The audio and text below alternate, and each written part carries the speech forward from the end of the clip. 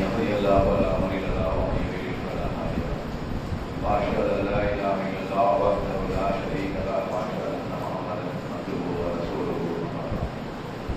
போற்றுகிற புகழ் அனைத்தும் அந்த இயற்கையாகிய எல்லாம் வல்ல அல்லாஹ்வுக்கு உரித்தாக கூறியவனாக இந்த ஜும்மாவை ஆரம்பம் செய்யும். அந்த இறைவனின் சாந்தியும் சமாதானமும் நம் அனைவர் மீதும் நின்று நிலவட்டுமா. வானத்தில் உள்ளவையும் பூமியில் உள்ளவையும் அல்லாஹ்வுக்கே உரியது. உங்களுக்குள் இருப்பதை வெளிப்படுத்தினாலோ மறைத்துக் கொண்டாலோ அல்லாஹ் அது பற்றி உங்களை விசாரிப்பான். தான் நாடியோரை மன்னிப்பான், தான் நாடியோரை தண்டிப்பான். அனைத்து பொருட்களின் மீதும் அல்லாஹ் ஆற்றோடையவன். அன்பான சகோதர சகோதரிகளே, குழந்தைகளே, நாளைய தினம் நாம் 80வது சுதந்திர தினத்தை கொண்டாடவிருக்கிறோம். நாளைய தினத்தை பொறுத்த வரைக்கும் அல்லது ஒவ்வொரு சுதந்திர தினத்தை பொறுத்த வரைக்கும் டெல்லி செங்கோட்டையில் பல தலைவர்கள் ஒன்று கூடி கொடியை ஏற்றுவார்கள், தேசிய கொடியை ஏற்றுவார்கள். பல தலைவர்களின் முன்னால் சென்ற தலைவர்களின் தியாகங்கள் பேசப்படும். ஆனால் அந்த செங்கோட்டையும் அந்த தலைவர்களின் காடுக்கு அடியில் உள்ள அந்த செங்கோட்டையும் டெல்லியும் கட்டமைத்த ஒரு சமுதாயம் கூண்டுக்குள் அடைபட்ட சிங்கத்தை போல் உறங்கிக் கொண்டு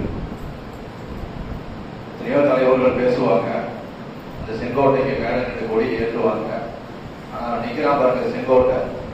அந்த செங்கோட்டையும் அதை தாங்கி நிற்கிற அந்த டெல்லியோட வரலாறுகளையும் கட்டமைத்த ஒரு சமுதாயம் கூண்டுக்குள் அடைபட்ட சிங்கத்தை போல உறங்கி கொண்டிருக்கும். யாராவது சாப்பாடு போட மாட்டாங்களா, 2 துண்டு கறி கோழி துண்டை போட மாட்டாங்களா அப்படின்னு எதிர்பார்த்தவர்களாக அந்த சிங்கம் உறங்கி கொண்டிருக்கும். அப்படிதான் நம்ம நிலைமை ஆயிடுச்சு. இந்த நாட்டை பற்றி, நாட்டோடைய தியாகங்களை பற்றி, தலைவர்களை பற்றி நிறைய பேர் பேசினதை கேள்விப்பட்டிருக்கோம். முஸ்லிம் சமுதாயத்திற்கு நம்மளுடைய அப்பா பாட்டை என்ன செஞ்சாங்க அப்படிங்கிற வரலாறுகள் ஒவ்வொரு ஆகஸ்ட் 15 அப்போ நினைவு கூற வேண்டியது, நினைவு கூறிக்க இருக்கும். தியாகங்கள் சொல்லி காமிச்சு பெருமடிக்கிறதுக்கு ஒண்ணு இல்லை. இனி ஃபியூச்சர்ல என்ன செய்யணும் அப்படிங்கிறதுக்காகத்தான் வரலாறுகள் முக்கியம். நல்லா திருக்குறளை எடுத்துக்கிட்டீங்கன்னா அப்படிதான் எச்சரிக்கையாக சில விஷயங்களை சொல்லுவோம், வரலாறுகளை சொல்லுவோம். எதற்காக? இனிமே நாம் இப்படி இருக்கக்கூடாது என்பதற்காக, நாம் என்னென்னலாம் தவறு செய்தோமோ அதையெல்லாம் சரி செய்ய வேண்டும் என்பதற்காகத்தான் அந்த வரலாறுகள் கூறப்படுது. நீங்க இந்த ஃப்ரீடம் ஃபைட்டை விட்டுருங்க, இந்த சுதந்திர போராட்டத்தை விட்டுருங்க. அதற்கு முன்பாக இந்த நாட்டில் தான் முஸ்லிம்கள் ஏறத்தாழ 800 ஆண்டு காலம் ஆட்சி செஞ்சிருக்கிறாங்க. 800 ஆண்டு காலம் வராத இந்த சுதந்திர போராட்டம் இவன் 200 வருஷம் ஆட்சி செஞ்சான். யார்? வெள்ளையர்கள் 200 ஆண்டுகள் ஆட்சி செய்தார்கள். உடனே போராட்டம் ஆரம்பிச்சிருச்சு. ஆனா 800 ஆண்டுகளாக மன்னருக்கும் இடையில சில போர்கள் நடந்திருக்கலாமே தவிர மக்கள் எழுச்சி ஏற்படல. அப்படி என்ன அர்த்தம்? ஆட்சி நல்ல ஆட்சியாக தான் இருந்திருக்கு. ஆனா இவன் எப்படி சித்தரிக்கிறான், நீங்க வரலாறுகளை எப்படி சித்தரிக்கிறான் கவனிச்சு பார்த்துருக்கீங்களா? துக்ளக் என்ற பத்திரிகை நீங்க கேள்விப்பட்டிருக்கீங்களா? மறைந்த முன்னாள் நடிகர் சோ எழுதியது. சோதம் அவருடைய ஆசிரியர். அதுக்கு மேல ஒரு பொம்மை படம் போட்டிருக்கும். மேல ஒரு பொம்மை படம் போட்டிருக்கும். அதான் துக்ளக்.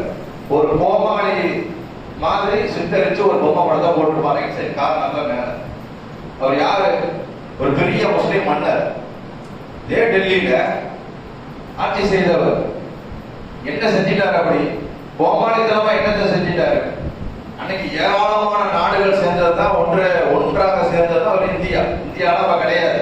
ஆப்கான் இருந்துச்சு, பர்மா இருந்துச்சு, அந்த பக்கம் பார்த்தா தாஷ்கண்ட் இருந்துச்சு, ஆப்கானிஸ்தான் இருந்தது, ஈரான் இருந்துச்சு. இதெல்லாம் நிறைய நாடுகளை சேர்ந்ததுதான் ஒரு இந்தியான்னு வச்சுக்கோங்களேன். ஒவ்வொரு நாட்டிலையும் குறிப்பிட்ட அந்த பண்டமாற்று முறை ஒரு பக்கம் இருந்துச்சு. ஒவ்வொருத்தரும் ஒவ்வொரு விதமா காயின்ஸ் அடிச்சு வச்சிருந்தாங்க. ரூபாய் நோட்டுகளுக்கு பதிலாக நாணயங்களை அடிச்சு வச்சிருந்தாங்க. இதெல்லாம் சிரமமா இருந்துச்சு. அன்னைக்கு இங்க இருந்து ஒரு கர்நாடகா நாட்டுக்கு போனோம் அப்படின்னா இந்த நாடு அங்க செல்லாது, அந்த காயின் செல்லாது. இப்ப என்ன பண்றாரு இவரு? எல்லா நாடுகளையும் செல்லுபடியாகக்கூடிய அந்த நாணயத்தை உருவாக்க வேண்டும் என்பதற்காக டோக்கன் சிஸ்டத்தை கொண்டு வந்தார். ஒரு நாணயம், பொதுவான நாணயத்தை கொண்டு வந்தார். அவரை போய் கோமாளியா வச்சிருக்கான். அன்னைக்கு அது கோமாளித்தனமா தெரிஞ்சிருக்குது. சிரிச்சாங்க, என்னடா இது எல்லா ஊர்களுக்கும் செல்லுபடியாகக்கூடிய ஒரே நாணயமா, எப்படி அது புண்ணிய சாத்தியம் அப்படின்ட்டு அவரை கோமாளியாக சித்தரித்தார். அது இன்னைக்கு வரைக்கும் அந்த துக்ளக் பத்திரிகை நீங்க படிச்சு பார்த்து பார்த்தீங்கன்னா முதல் அட்டை படத்துல கோமாளியா இருப்பாரு யாரு? துக்ளக், முகமது பின் துக்ளக். இப்படிதான் நம்மளுடைய வரலாறுகள் ஆரம்பமாகுது. வாழால் பரப்பப்பட்ட மதம், வாழ வச்சு மிரட்டி மிரட்டி இந்தியர்கள் எல்லாம் அடிபணியை செஞ்சுட்டான். இப்படித்தான் வந்து ஒரு கூட்டம் நம்மள கோமாளியாகவும் பெரிய வந்து என்ன சொல்றது தீவிரவாதிகளாகவும் ஒட்டுமைக்காரர்களாகவும் சித்தரித்து வச்சிருக்கிறாங்க. ஆனா ஒண்ணு இல்ல, ஒரு புள்ள பூச்சி அவனுக்கு தெரியாது. நீ வேணா இஸ்லாத்துக்கு மாறி இல்ல இஸ்லாத்துக்கு மாறுற மாதிரி நடிச்சு பள்ளிவாசலவா நல்ல படி, நல்ல மக்களை வந்து தெரிஞ்சுக்கோ, யாராவது தீவிரவாதி இருக்கிறான்னு பாரு, கண்டுபிடி, கொண்டை எண்ணெயில வந்து விடு, இது சொல்லலாம்ல நம்ம. அப்ப வரலாறுகள் எப்படி திரிஞ்சு எழுதப்படுது அப்படின்னா அப்படியே வரிசையா வரணும். 1325 அப்படியே கிளம்பி வரணும். அதற்கு முன்னாடி வரலாறுகள் இருக்குது, இஸ்லாமிய வரலாறு, குறிப்பிட்ட வரலாறு சொல்றேன். அதற்கு பின்னாடி 1498 2 வருகையை பத்தி சொல்றேன். 1498 போர்ச்சுகீஸோடைய வருகை. எங்க வர்றாங்க? காலிக்கட்ல வர்றாங்க. கோழிக்கோடு சொல்றோம் இல்லையா, கேரளாவோட கோழிக்கோடு. வருஷத்தை ஞாபகம் வச்சுங்க, 1498. 1526 பாபர் வர்றார். பாபர் எந்த நாட்டை சேர்ந்தவர்? ஆப்கான் நாட்டை சேர்ந்தவரா? பூர்வீகம் பார்த்தீங்க அப்படின்னா ரஷ்யா, தாஸ்கன், ரஷ்யாவை சேர்ந்தவர் தான் பாபர். பாபருடைய அம்மா யாரு தெரியுமா? இந்த வரலாறு எல்லாம் கேள்விப்பட்டிருக்கோம். பாபருடைய வம்சாவளியை கவனிச்சிங்க அப்படின்னா பாபருடைய அம்மா வந்து செங்கிஸ்கானுடைய வம்சாவளி, பாபருடைய அத்தா வந்து தைமூருடைய வம்சாவளி. ரெண்டு விதமா, 2 கோணங்கள். செங்கிஸ்கான் முஸ்லீம் இல்ல, நல்லா கவனிக்கணும். முஸ்லீம்களை அழிக்க வந்தவர் தான் செங்கிஸ்கான், அழித்தவர் தான் செங்கிஸ்கான். ஆனா பிற்காலம் சில நாட்கள் சில ஆண்டுகள் சில இஸ்லாத்துக்கு மாறி அவங்களுடைய வம்சாவளி நம்ம அம்மா மூலமா பாபர் உள்ள வர்றாரு. இப்ப பாபருக்கு ஒரு தனிநாடு இல்ல, பாக்குறாரு, முற்றுகையிடுறாரு. 1526 முற்றுகையிடுறாரு. இந்தியா இனிமேதான் உருவாக போகுது. பாபர் மூலமா தான் இந்தியா என்ற ஒரு பெரும் நாடு உருவாக போகுது. அப்ப எதிரில போட்டியிட்ட மன்னன் யாரு? பாபர் இங்க கூட்டிட்டு வந்தது யாரு? ராணா சிங்க ஒரு மன்னன் தான் கூட்டிட்டு வரும். யார் அடிக்கிறதுக்காக? எதிரோட இப்ராஹிமோடைய அடிக்கிறதுக்காக பாபரை கூட்டிட்டு வரும். யோசிச்சு பாத்தீங்களா? ஒரு இந்தியாங்கிற நாட்டை இன்னொரு மன்னனை வெளிநாட்டுல இருந்து கூட்டிட்டு வந்தது யார் அப்படின்னா ராணா சிங். அவராக வந்தாரு. எங்க ஊர்ல இப்ராஹிமோடைய வந்து இருக்கிறாரு, அவர் இம்சை தாங்க முடியல, எப்படியாவது வந்து போரிட்டு அவரை ஜெயிச்சு முழு அப்படிங்கிறத கூட்டிட்டு வந்தது ராணா சிங். இவர் இங்க முற்றுகையிடுறாரு. ஏறத்தாழ 30 ஆண்டுகளுக்கு முன்பே தென்னிந்தியா முற்றுகையிடப்பட்டுச்சு. ரைட்டா? அந்த 2 கூட வித்தியாசம் மட்டும் சொல்றேன். முதல்ல பாபர்கிட்ட வரும். பாபர் எல்லையில நிற்கிறாரு. பெரும் போர், முதலாம் பாணிப்பட்டு யுத்தம் நடக்க போகுது.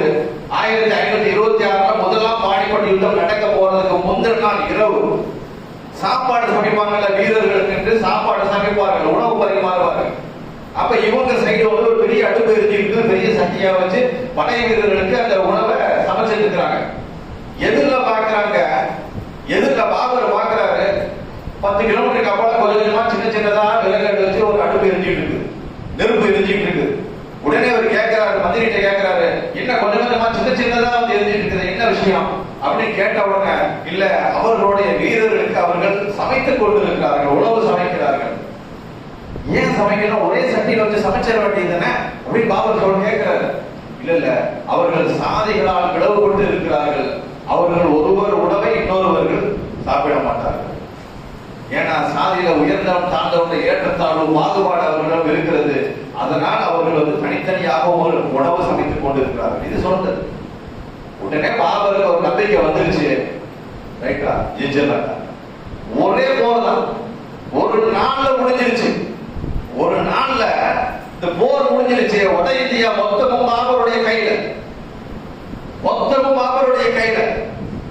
பீரங்கி அறிமுகப்படுத்துறது பாபர் தான்.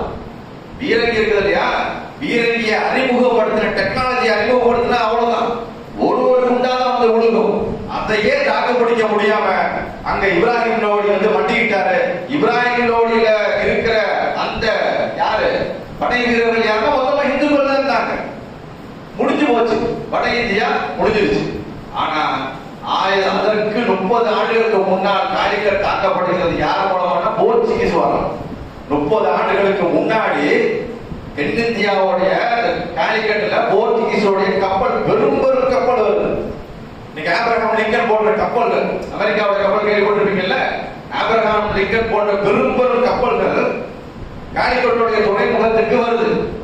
வந்தா நீங்க சாமுத்திரிகா மன்னன் வந்து ஆட்சி செய்துட்டு இருக்கிறார். சாமுத்திரிகா மன்னன் கொச்சின் சமஸ்தானத்துடைய மன்னர் அவர் தான். இப்ப அந்த கப்பல் வந்து முற்றுகையிடுது. சாமுத்திரிகா மன்னத்தை பேரம் பேசுறாங்க, இனி உங்கள் துறைமுகத்துக்கு வரும் எந்த கப்பல் என்றாலும் எங்களை கடந்துதான் செல்ல வேண்டும். அதற்கு நாங்கள் ஒரு சீட்டு முறையை, ஒரு பாஸ் வந்து நாங்கள் கொடுப்போம். இந்த போர்ட்னா துறைமுகம், இந்த போர்ட்டை நீங்க கடந்து செல்ல வேண்டும் என்றால் நாங்கள் கொடுக்கிற அந்த பாஸை வாங்கி கொண்டுதான் நீங்க வரணும். எங்களுக்கு கப்பம் கட்டி விட்டு அல்லது வரியை கட்டி விட்டு தான் உங்கள் நாட்டுக்கு வாணிபம் செய்ய இயலும் அப்படின்னு சொல்ற. யாராவது நம்ம வீட்டு வாசல்ல படிக்கட்டுல உட்கார்ந்துட்டு உங்க வீட்டுல போனோமா, யார் வீட்டு ஓனரா, நீ 5 ரூபா கொடு, யார் சொந்தக்காரரா, நீ ஒரு 15 ரூபா கொடு, நீ யாருப்பா, நான் பக்கத்து வீட்டுக்கார நண்பர், ஒரு 25 ரூபா கொடு, இப்படின்னு வீட்டு வாசல்ல உங்க வீட்டு வாசல்ல ஒருத்தர் உட்கார்ந்து அவங்களுக்கு கோபம் வருமா வராது? சாமுத்திரிகா மன்னருக்கு கோபம் வந்துச்சு. போர் நடைபெறுது, சண்டை ஒத்துக்கல. இவர்தான் அந்த போர்ச்சுகீஸ் தான் பாஸ்போர்ட் கேள்விப்பட்டிருக்கீங்களா? வெளிநாடு செல்லுக்கு பாஸ்போர்ட் விடுறாங்க. இது அறிமுகப்படுத்துறது யாரு? இவங்கதான். போர்ட்னா துறைமுகம், பாஸ்னா கொடுக்கிற பாஸ், ஒரு துறைமுகத்தை கடந்து செல்ல வேண்டாம் நான் கொடுக்கிற பாஸ், அதான் பாஸ்போர்ட். இந்த பாஸ்போர்ட் அறிமுகப்படுத்துறது அவன் தான். இப்ப என்ன நடக்குது? சாமுத்திரிகா மன்னர் தோல்வி அடைகிறார், முடியல, கட்டுப்பாட்டில் இருக்கிறாங்க. ரகசிய கூட்டங்கள் நடைபெறுகிறது. இப்ப உதவிக்கு வராங்க, ஒரு குரூப் வராங்க. அந்த குரூப் யார் அப்படின்னா மரைக்காயர்கள். கடலோர மாவட்டங்களுக்கு எல்லாம் தெரியும், கடலோர மாவட்டங்களோட ஊர்கள் மரைக்காயர் தொடர் கேள்விப்பட்டிருப்பீங்க. எல்லா ஊர்களையும் நீங்க குலசேகரப்பட்டினம் இருந்தாலும் சரி, உடன்கடியா இருந்தாலும் சரி, காயல்பட்டினம், திருச்சி, கிழக்கரை, இந்த பக்கம் அதிராமப்பட்டினம், இப்படி எந்த தொண்டி எங்க எடுத்துக்கிட்டாலும் மரைக்காயர் தெரு கேள்விப்பட்டிருப்பீங்க. அது என்ன மரைக்காயர் தெரு? அது யார் அந்த மரைக்காயர்? ஒரு சாதியா, ஒரு இனமா, ஒரு கம்யூனிட்டியா? மரைக்காயர் ஒரு குரூப், மரக்கலாயர், கப்பல்களை ஓட்டுபவர்கள், கப்பல் மூலம் வாணிபம் செய்பவர்கள். தமிழ்நாட்டிலையும் கேரளாவிலையும் கப்பல் படை இருந்துச்சு தெரியுமா? கப்பல் படை இருந்துச்சு. நம்ம சோழர் கப்பல் படை வச்சுதான் கேள்விப்பட்டிருப்போம். அதுக்கு பின்னாடி உள்ள இப்ப வரைக்கும் கடைசி கப்பல் படை எப்ப அழிஞ்சிச்சு, கடைசி கப்பல் படையை யார் வச்சிருந்தா? அவங்கதான் மரைக்காயர்கள். மரைக்காயர்கள் யார் அப்படின்னா வர்றாங்க, மைமூனா மரைக்காயர் ஒருத்தர் வர்றாரு. அவர் சொல்றாரு, மன்னரே நாங்க வேணா உங்களுக்கு உதவி செய்யணுமா, செய்யணுமான்னு கேட்கிறாரு. உடனே வந்து சாமுத்திரிகா மன்னர் சொல்றாங்க, எப்படி அவங்க பெரும் பெரும் கப்பல்களை வச்சிருக்கிறாங்க, நீங்களும் வியாபார கூட்டம், எப்படி எங்களுக்காக நீங்க வந்து போரிடுவீங்க, எப்படி போராடுவீங்கன்னு கேட்கிறாரு. இல்ல நாங்க பாக்குறோம், எங்களுக்கு எகிப்துல மம்லூக்கோடைய அந்த சாம்ராஜ்யம் தெரியும், முஸ்லிம்கள், அவர்கள் முஸ்லிம்கள், அவர்களிடம் சென்று நாங்கள் உதவி கேட்கிறோம் என்று அப்பவே வெளிநாட்டு உதவியை கேட்டவங்க யார் அப்படின்னா மைமூனா மரைக்காயர். அவர்தான் கேட்கிறாரு, மைமாமா மரைக்காயர், மைமாமா மரைக்காயர் இங்க இருந்து எகிப்துக்கு தூது அனுப்புறாரு. மம்லூக் அங்க ஆட்சி செஞ்சுட்டு இருக்காங்க. மம்லூக்கோடைய பெரிய எப்ப இறந்தாங்க ஆட்சி செஞ்சுட்டு இருக்குது. அவங்ககிட்ட போய் உதவி கேட்கிறாங்க. சரி, வர்றது அப்புறம் அடுத்தது வராங்க 4 மரைக்காயர்கள் 100 ஆண்டுகளாக தெரிவிக்க விடுறாங்க. 100 ஆண்டுகளாக இங்க உள்ள மொத்த என்ன சொல்றது, வங்காள விரிகுடால இருந்து மலபார் கோஸ்ட் இந்த பக்கம் உள்ள கடல் பரப்பு அவ்வளவு சேர்ந்து கண்ணூர் வரைக்கும் மொத்த கடலோடைய அந்த மொத்த ஏரியாவும் இந்த மரைக்காயர்களுக்கு தான் சொந்தம். குஞ்சாலை மரைக்காயர்கள் கேள்விப்பட்டிருப்பீங்க. குஞ்சாலை மரைக்காயர்கள் அவர்கள் எந்த அளவுக்கு போராடி இருக்கிறார்கள் என்றால், அந்த குஞ்சாலை மரைக்காயர்களுடைய அந்த படத்தை வரைஞ்சு இன்னும் அந்த ஊர் பேர் ஞாபகம், குலசேகரப்பட்டினத்தில் உள்ள பக்கத்துல ஒரு ஊர் வேணும்னா கிழக்கு எடுத்து கொடுங்க. அந்த ஊர்ல வணங்குற சாமி சிலைக்கு பக்கத்துல அந்த ஒரு பெரிய துருக்கி குள்ளாவை போட்டு ஒரு கைலி, கட்ட போட்ட கைலியை போட்டுட்டு ஒரு படத்தை வரைஞ்சு வச்சிருக்காங்க. அந்த கோயிலுக்குள்ள இன்னும் இருக்குது, இன்னும் அந்த படம் இருக்குது. யாரா இது பாய்க்கும் இவருக்கு என்னடா சம்பந்தம், கோயிலுக்கும் பாய்க்கு என்னடா சம்பந்தம்னா இவர் தான் மரைக்காயர். இவர்தான் எங்களை காக்க வந்த குலசாமி. இன்னைக்கு வணங்கிட்டு இருக்கிறான். நாம தூங்கிட்டு இருக்கிறோம். என்ன செஞ்சாங்க அப்படி மறைக்காதீர்கள்? எப்படி என்ன செஞ்சிட்டாங்க? சாமுத்திரிகா மன்னர்கிட்ட போய் பேசுறாங்க. நாங்க பண்றோம் முதல் தடவையாக போரில் இறங்குகிறார்கள். எல்லாம் வியாபார கூட்டம், உங்களை போல என்னை போல சாதாரண வியாபாரிகள். துப்பாக்கியா தூக்க தெரியாது, வில்லம்பு அவ்வளவுதான், முடிஞ்சு போச்சு. துப்பாக்கியா என்னன்னு தெரியாது. 1498 இந்தியாவுக்கு துப்பாக்கி அறிமுகம் இல்லை. ஆனா போர்ச்சுகீஸ் துப்பாக்கி வச்சிருக்கான். அது தெரியாம இவங்க நேரடியா போய் மோதுறாங்க. டப்புன்னு எடுத்து சொல்றான். எல்லாம் செத்து விழுறாங்க. என்னடா புதுவித ஆயுதமாக இருக்கிறது, நீ என்னடா கொண்டு எண்ணத்தை வச்சு சொல்றான். நம்ம கத்தி கவனம் வச்சிருக்கிறோம், அம்பு வச்சிருக்கிறோம், அது என்னவோ நவா சொல்ற நெருப்பு வருது, இறந்து போயிடுறோமே அப்படின்ட்டு அதை முதல்ல கேப்சர் பண்ண முடியும். மறைக்காரங்க என்ன பண்றாங்கன்னா, இது முஸ்லிம்களுக்கு உண்டான பண்பு. நல்லா கவனிச்சுங்க. உடனடியாக அந்த துப்பாக்கிய ஏதோ ஒரு வீரத்தை வந்து 4 துப்பாக்கியை பிடிச்சிட்டு வந்துட்டு உடனே என்ன பண்றாங்க, ரிவர்ஸ் இன்ஜினியரிங் பண்றாங்க. இது என்ன, இது எப்படி ஒர்க் ஆகுது, ரிவர்ஸ் இன்ஜினியரிங் பண்ணி இவங்களே அந்த துப்பாக்கியை மறுபடியும் உருவாக்குகிறார்கள். வெடிமருந்தை வந்து சைனால இருந்து இம்போர்ட் பண்றாங்க, பிரான்ஸ்ல இருந்து இம்போர்ட் பண்றாங்க. வெளிநாடுகள் இருந்து அந்த துப்பாக்கி மருந்துகளை இம்போர்ட் பண்ணி துப்பாக்கியை செய்து மறுபடியும் போர்ச்சுகலுக்கு எதிராக வந்து பயப்படுறாங்க. பாருங்க, பார்த்தா 100 ஆண்டுகள் நெருங்க முடியல. போர்ச்சுகீஸ் எங்க தெரியுமா போனா, கால் வைக்கல. எங்க வந்து வாஸ்கோட காம காலிக்கட்ல கால் வச்சானோ அவன் கால் வைக்கல. காலை எடுத்த காலை எங்க போனாலும் நேரம் குஜராத்துக்கு போயிட்டான். இதுக்கு மேல நம்மளால தாக்கு பிடிக்க முடியாது. அப்படி இதுக்கு மேல தாக்கு பிடிக்க முடியாது. 100 ஆண்டுகளாக தமிழ்நாடையும் கேரளாவையும் தென்னிந்தியாவை காத்தவர்கள் யாரு? மரைக்காயர்கள், முஸ்லிம். மெர்ச்சன்ட் நேவி கேள்விப்பட்டீங்களா? நேவினா வந்து கடற்படைங்க. மெர்ச்சன்ட் நேவினா என்ன அர்த்தம்? மெர்ச்சன்ட்னா வியாபார கூட்டம், வியாபாரம், அதான் மெர்ச்சன்ட், வியாபாரி. மெர்ச்சன்ட் நேவினா கேள்விப்பட்டீங்களா? அது என்ன, வியாபாரிக்கும் கடற்படைக்கும் என்ன சம்பந்தம்? இந்த பேரை உருவாக்குறது, பேர் வந்ததுக்கு காரணம் இவர்கள் தான்.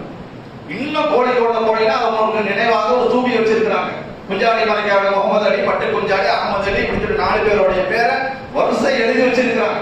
இன்னும் கல்வெட்டுகள் பதிக்கப்பட்டிருக்குது. போய் பாருங்க, சுற்றுலா தலத்தில் அதெல்லாம் போய் பாருங்க.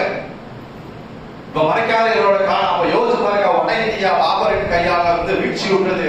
ஆனால் இங்க வீழ்ச்சி விடுற அதே முஸ்லிம்கள் தான் வந்து இங்க போராடினார்கள், அவர்களை காப்பாற்றினார். இந்த நாட்டை காப்பாற்றுறதோட முதல் அத்தியவாரம் பார்த்தீங்கன்னா அப்பதான். அடுத்து 1700 எப்படி 1600 கடைசி 100 ஆண்டுகள் தாண்ட பின்னாடி ஹைதர் அலி வராரு.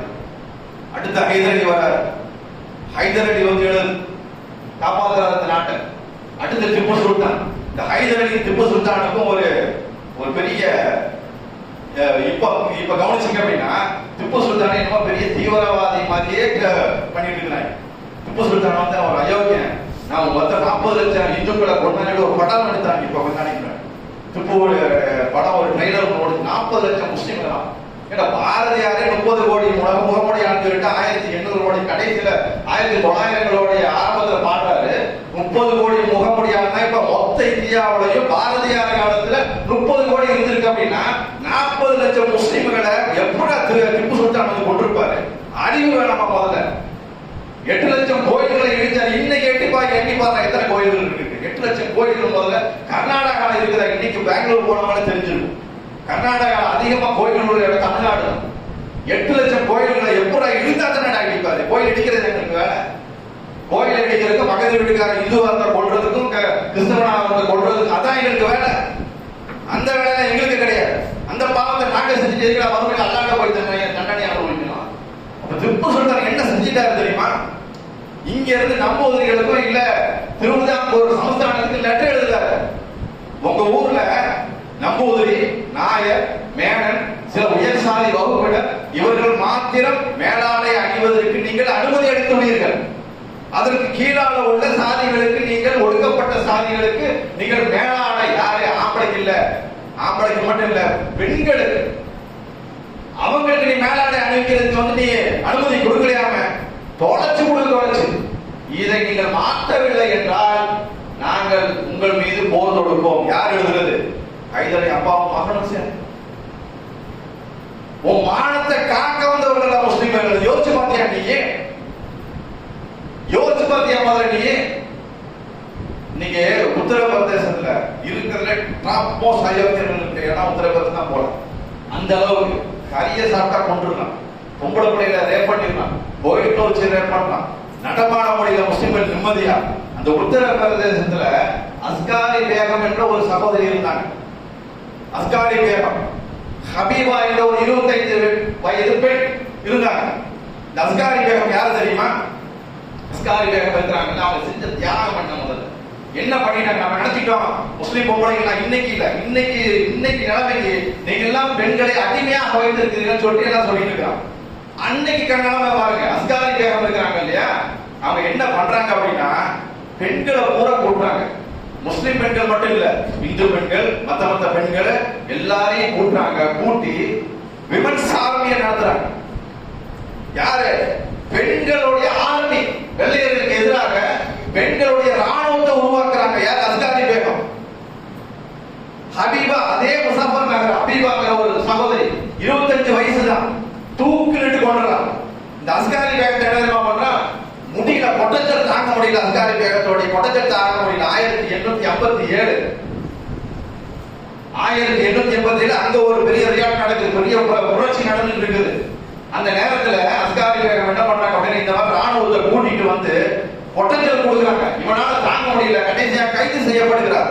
கைது செய்ய சொன்ன உடனே இவர் ஜட்ஜ் எழுதுறாரு, உனக்கு வந்து என்ன சொல்றது, இன்னைக்கு மரண தண்டனை விதிக்கப்படுகிறது. எப்படி என்றால் வீரங்கிக்கு முன்னால் உன்னை கட்டி வைத்து மரண தண்டனை விதிக்கும். வீரங்கி முன்னாடி கட்டி வச்சு சொல்றது. அன்னைக்கு அவனுடைய ஸ்பெஷல் ட்ரீட்மெண்டே அவதான். உடனே இந்த தீர்ப்பை கேட்ட உடனே அஸ்காரி பேகம், 46 வயதுடைய அஸ்காரி பேகம் சிரிக்கிறாங்க. நக்கல ஜட்ஜ பார்த்து, போடா உலகம் நான் மரணத்துக்கு பின்னாடி தான் என் வாழ்க்கையை தொடங்குது, நீ கொடுக்குற ஒரு குண்டுக்கான நான் வந்து அஞ்சிருவேன், கொள்றானே அப்படின்னு. உடனே ஜட்ஜுக்கு கோபம் வந்துருச்சு. அவருடைய அந்த கோபம் என்ன நடக்குதுன்னா, அந்த தண்டனையை நீங்க ரத்து செய்யுங்க, தண்டனை நான் ரத்து செஞ்சிருவேன், இவனை எரித்து கொள்ளுங்கள் அப்படிங்கிறார். முசாஃபர் நகர்ல எரிச்சு கொள்ள சொல்றாரு. எல்லாரும் முன்னாடியும் யாரெல்லாம் ராணுவத்தில் சேர்ந்தார்களோ, அஸ்காரி பேகத்தின் கீழ் ராணுவத்தில் சேர்ந்தார்களோ அவர்கள் எல்லாம் சுத்தி நிக்க வச்சு பொதுவான தண்டனையாக கட்டி வச்சு எரிக்கிறாங்க. முசாஃபர் நகர்ல, இதே முசாஃபர் நகர்ல இன்னைக்கு நம்மளுடைய நிலைமை என்ன?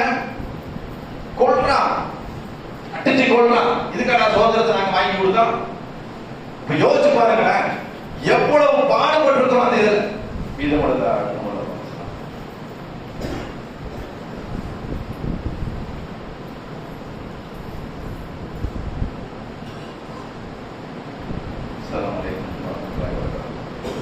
அன்பான சகோதர சகோதரிகள், பேசுவதற்கு ஏராளமான வரலாறு ஆசிரியர்கள். வரலாறு சும்மா வந்து ஒரே நாள் அரமாதத்தில் பேசிட்டு போறதுக்கு வரலாறு அவ்வளவுதான் வரலாறு நினைக்கிறீங்களா? திருப்பூர் குமாரனை கேள்விப்பட்டிருப்பீங்க. திருப்பூர் குமாரன், கொடி காத்த குமாரன், நல்ல சகோதரர் தான், இல்லைன்னு தான் சொல்றேன். அவரு வெள்ளக்காரன் அடி வாங்கிய கொடி சாயாம இருந்து மரணிச்சு போன ஒரு சகோதரர். சரி, அவர் மட்டும்தான் அந்த இடத்துல இருந்தாரா? இன்னைக்கு அந்த திருப்பூர் குமாரனுடைய அந்த இறந்து போன இடம் இன்னும் இருக்குது. ஆனா அது கேட்பாருன்னு கிடக்கு, வாய்க்கிலேயே பேசிக்கிறாங்க, ஆனா அது கேட்பாருன்னு கிடக்கு. அவர் மட்டும் தான் இறந்து போனாரா? கூட ஒரு 7 பேர் தங்களோட பேர் லிஸ்டுகள் எல்லாம் நீங்க போய் கூகுள்ல தேடிப்பாரு. திருப்பூர் குமரனுடைய நண்பர்களை போட்டு யாரெல்லாம் வந்து இருந்தாங்க, யாரெல்லாம் கைது செய்யப்பட்டார். இப்படி மறைக்கப்பட்ட வரலாறு இல்லை, புதைக்கப்பட்ட வரலாறு தான் அதிகம். புதைச்சிட்டாங்க மொத்தமா. சரி, ஓகே, அடுத்து வருவோம். நவம்பர் 11 என்னைக்காவது கேள்விப்பட்டீங்களா அந்த டேட்டை? அபுல் கலாம் ஆசாத் அவர்களுடைய பிறந்த தினம். பிறந்த நாள் இஸ்லாத்துல கொண்டாடக்கூடாது, அது வேற. இவர்கள் கொண்டாடுகிறார். யாரு? இந்திய அரசாங்கம் அதை கொண்டாடுகிறது. அதுக்கு என்ன அன்னைக்கு என்ன ஸ்பெஷல் டே? என்ன அது? என்ன அபுல் கலாம் ஆசாத்துடைய பிறந்த நவம்பர் 11 என்ன? எஜுகேஷனல் டே, கல்வி நாள், கல்வியின் நாள். இந்தியாவுடைய நேஷனல் கல்வி நாள் தான் அன்னைக்கு நவம்பர் 11. எல்லாருக்குமே தெரியும். டீச்சர்ஸ் டே எல்லாம் கேள்விப்பட்டிருப்போம், குழந்தைகள் தினம் கேள்விப்பட்டிருப்போம். ஆனா எஜுகேஷன் டேங்கிறது வந்து இவருடைய பிறந்த நாள். இவர் என்ன பண்ணியிருக்கிறார் அப்படி? கரக்பூருடைய முதல் ஐஐடி இவர் தான் உருவாக்குறது. கரக்பூருடைய ஐஐடி கேள்விப்பட்டிருக்கோம். ஐஐடியில நீங்க பார்ப்பனர்கள் படிச்சுட்டு இருக்கிறாங்க. மற்ற சமுதாய மக்கள் உள்ள போறதுக்கே ரொம்ப கெடுபடி. நீட்டை விட கொடுமையான என்ட்ரன்ஸ் உள்ள, பக்கம் கூட திரும்பி பார்க்க முடியாது நம்மளால. காம்பவுண்ட் வெளியே கூட இப்படி எட்டி பார்க்க முடியாது. அந்த அளவுக்கு உள்ள ஐஐடியை உருவாக்குனது யார் அப்படின்னா அபுல் கலாம் ஆசாத். அவருடைய நினைவாக யூஜிசி கேள்விப்பட்டீங்க, எனக்கு தெரிஞ்சு யுனைடெட் கிராண்ட் கமிஷன் நினைக்கிறேன். அந்த யுனைடெட் கிராண்ட் கமிஷன் இருக்கு இல்லையா, யூஜிசி, இதுதான் மொத்த பல்கலைக்கழகத்துக்கும் சகப்பன் தான் இந்த யூஜிசி. இந்த யூஜிசியை உருவாக்குனது யாரு? இவர் தான். நிறைய என்ன சொல்றது, நிறைய சயின்டிபிக்கோடைய அந்த இதை பூரா உருவாக்குன, அந்த கல்வி திட்டங்களை பூரா உருவாக்குனதோட பெருமை யாருக்கு சேரும் அப்படின்னா அப்துல் கலாம் ஆசாத் அவர்களுக்கு தான் சேரும். மௌலானா அபுல் கலாம் ஆசாத். இவரு மிகப்பெரிய ஸ்காலர், பேச்சாளர். இவர் பேச்சை கேட்கணும் அவ்வளவு முஸ்லீம்கள் அவ்வளவு சந்தோஷப்படுவாங்க. மெட்ராஸ் பிரசிடென்சி காலேஜுக்கு வர்றாரு, பேசிட்டு போயிட்டாரு. பேச பேச அன்னைக்கு அப்படியே மாணவர்கள்லாம் எழுச்சியாகி கிட்டத்தட்ட 4000க்கும் மேற்பட்ட மாணவர்கள், எண்ணிக்கையில முன்ன இருக்கலாம், 4000க்கும் மேற்பட்ட மாணவர்கள் முஸ்லிம்கள் உட்பட அந்த பிரசிடென்சி காலேஜில் இங்கிலீஷ் படிச்சா ஹராம் அப்படின்னு சொல்லிட்டு அன்னைக்கே பத்வாவை கொஞ்சம் வெளியே போட்டாங்க. இஞ்சி இருந்த வெறும் 4 முஸ்லிம்கள் தான். உண்மையிலே அவர்கள் தான் நல்லவங்க. இந்த 4000 பேர் வெளியே போனாங்க. நம்மளுடைய நிலைமை யோசிச்சு பார்த்தீங்களா? படிக்க வைக்கிறதுக்கு எவ்வளவு சிரமப்படுறோம். இன்னைக்கு எப்படியோ விழிப்புணர்வு வந்துருச்சு, ஆனா படிக்க வைக்கிறதுக்கு எவ்வளவு சிரமத்தோட வந்து சிரமப்பட்டு இருக்கிறோம், அவ்வளவு கஷ்டப்படுறோம். ஆனா அவர் பாட்ட பேசிட்டு போயிட்டாரு. அந்த பேச்சை கேட்டு படிப்பையை விட்டுட்டு போயிட்டாங்க. நாம இன்னைக்கு படிப்பு நம்ம பிள்ளைகளை அடுத்த கல்வியில கொண்டு வரதுக்கு அவ்வளவு முயற்சி எடுத்து. கல்வியை தந்தவர்கள் முஸ்லிம்கள், நாணயத்தை தந்தவர்கள் முஸ்லிம்கள், இந்த மேப், இந்த எல்லைகளை வரையறைத்து தந்தவர்கள் முஸ்லிம்கள். இதெல்லாம் விட டைம் 2 நிமிஷம் தான் இருக்கும். இல்ல ஒரே ஒரு வரலாறு மட்டும் சொல்லி முடியும். மகாத்மா காந்தி என்பது உடனே தெரியல. மகாத்மா என்றால் காந்திக்கு தான் மகாத்மா. ஆனா ஒரிஜினலா ஒரு மகாத்மா 1829 1556 வரைக்கும் ஒருத்தர் இருந்தார், ஜோதிராவ் பூலே. ஜோதிராவ் பூலே யார் அப்படின்னா அவர் தான் கல்வியின் தந்தை, அவர் தான் ஒரிஜினலான மகாத்மா. சரியா? இவர் என்ன பண்றாரு அப்படின்னா தாழ்த்தப்பட்ட பிற்படுத்தப்பட்ட மக்களுக்கு தன்னுடைய கல்வி சேரணும் என்பதற்காக ஒரு பள்ளிக்கூடத்தை நிறுவுவாரு. தன்னுடைய மனைவி சாவித்திரிபாய் பூலே போய் நீ படிச்சு அந்த குழந்தைகளுக்கு சொல்லிக் கொடுமா அப்படிங்கிறார். பெண்களுக்கான கல்வி, தாழ்த்தப்பட்ட மக்களுக்கான கல்வி. யாரு நம்மளுக்கு கல்வி எல்லாம் இட்டாக்கணியா இருக்கு, பெரும் சாதியை உள்ளவங்க தான் வந்து படிக்கிறாங்க, நீ படிச்சிடக்கூடாது. 5 நிமிஷம் மட்டும் எக்ஸ்ட்ரா. அப்ப சொல்றாரு சாவித்திரிபாய் பூலே வந்து போறாங்க. சரி நான் போய் சொல்லிக் கொடுக்குறேன். போனா உயர் சாதி வகுப்பை சேர்ந்தவர்கள் என்ன நடக்குது அப்படின்னா மலத்தையும் சாணத்தையும் கழுவி அந்த கரைச்சி அந்த பொண்ணு மேல ஊத்துறாங்க. எப்படி வந்து தாழ்த்தப்பட்ட மக்களுக்கு நீ கல்வியை கற்றுத்தரலாம் என்று அந்த பொண்ணை படிக்க விட மாட்டேங்க, சொல்லிக் கொடுக்க விட மாட்டேங்கிறாங்க. அந்த பொண்ணு அழுதுட்டே வருது. இவர் மாத்து துணி எடுத்துட்டு போ, மறுபடியும் போ, அவங்க அப்படிதான் செய்வாங்க, நீ போய் எப்படியாவது கல்வியை கற்றுக் கொடுத்துரு, அது உயர்வை தரும் அப்படிங்கிறாரு. முடியல அந்த பொண்ணால. ஒரு சமயத்துல அப்படியே வந்து மகாராஷ்டிரால அப்படியே வந்து என்னால முடியல, இதுக்கு மேல என்னால போக முடியாதுங்கிற நேரத்துல இந்த கை வருது, நான் வாங்க நான் என்னோட வீட்டை தரேன் அப்படின்ட்டு உஸ்மான் ஷேக் பாத்திமா ஷேக் முதல் பெண் டீச்சர் போட்டீங்க அப்படின்னா முஸ்லிம்களுடைய முதல் பெண் டீச்சர் பாத்திமா ஷேக்ங்கிற பேர் வரும். அவருடைய சகோதரர் உஸ்மான் ஷேக், என்னுடைய வீட்டை எடுத்துக்கங்க, நீங்க எடுத்துக்க என் வீட்டை, நான் ஸ்கூலை மாத்தி தரேன். முதல் பள்ளிக்கூடம் இவர்கள் 20 கொடுத்தது புனேல. முதல் பள்ளிக்கூடம் இவர்கள் கொடுத்தது தாழ்த்தப்பட்டவர்களுக்காக, பெண்களுக்காக. நீ எங்களுக்கு வந்து சொல்லித்தர, நீ தியாகத்தை பத்தி எங்களுக்கு சொல்லித்தர. இன்னைக்கு கல்வியில கல்வியை விடுங்க, பெருங்கல்வி விடுங்க, வெறும் எழுத்தறிவுல வெறும் 5% தான் இருக்கும். எழுத படிக்கிற லிட்டரசி ரேட்ல நம்ம கடைசியில் இருக்கிறத நம்ம கூடுதல் ஜெயில இருந்த தலித் சமுதாயம் முன்னேறி போயிடுச்சு, எஸ்சி எஸ்டி முன்னேறி போயிடுச்சு, பிற்படுத்தப்பட்ட மக்கள் முன்னேறி போயிட்டாங்க. நம்ம அப்படியே நாட்டுக்கு நம்ம என்ன செஞ்சிருக்கோம் தெரியுதா உங்களுக்கு? என்ன பேசுனா 10 ஜும்மா வேணும். அப்ப யோசிச்சு பாத்துங்க, கூண்டுக்குள் அடைப்பட்ட சிங்கன்னு முதல்ல சொன்னேன், அதே நிலைமை தான் நம்ம இருக்கும். எப்ப நம்மளுக்கு சுதந்திரம் கிடைக்கும்? உண்மையிலே சுதந்திரம் நமக்கு கிடைச்சிருமா? கிடைக்காது. முஸ்லிம்களுக்கு ஒரு பண்பு இருக்க வேண்டும். முஸ்லிம்களுக்கு ஒரு பண்பு, போராட்ட குணம் முஸ்லிம்களுக்கு இருக்கும். இது என்ன காரணம் என்றால் அல்லாஹ் சொல்லிட்டான், இந்த உலகம் முஸ்லிம்களின் சிறைச்சாலை அப்படின்னு. அப்ப சிறைச்சாலையில இருக்கிறவன் சொத்து பத்தோட இருப்பான், எல்லாத்தையும் இழந்தவனாக தான் இந்த உலகத்துல இருப்பான். அதனால ஏதாவது ஒரு போராட்டம் என்றால், இந்த நாட்டுக்கு ஒன்று என்றால், என் பக்கத்து வீட்டுக்காரர்களுக்கு ஒன்று என்றால் உடனடியாக உயிரை கொடுப்பவன் யாருன்னா முஸ்லிமா தான் இருப்பான். ஏன்னா ஆல்ரெடி இழந்துட்டு சிறைச்சாலையில உலகத்துல தான் இருக்கணும். மறுமைதான் சிறந்தது. முதல்ல கவனிச்சு பார்த்திருக்கீங்களா? அல்லாஹ் சொன்ன வார்த்தைக்காகத்தான் இவ்வளவு போராட்டங்களை வென்றெடுத்து அமைதியாக கூண்டுக்குள் அடைப்பட்ட சிங்கத்தை போல இருக்கிறார்கள். அப்ப மீண்டும் இழந்த கல்வியை நீங்கள் பெறணும், குழந்தைகளை பெறணும். பெருமனை பயனில்லாத கல்வியை கொடுத்துடாதீங்க குழந்தைகளுக்கு. இன்னும் நிறைய கல்விகளை போதிங்க, மார்க்கத்தை போதிங்க, மறுமையை போதிங்க, இறையச்சத்தை போதிங்க. அதோடு சேர்த்து கல்வியும் வீரத்தையும் போதிங்க என்று கூறியவனாக இந்த ஜும்மாவை நிறைவு செய்கிற வார்த்தை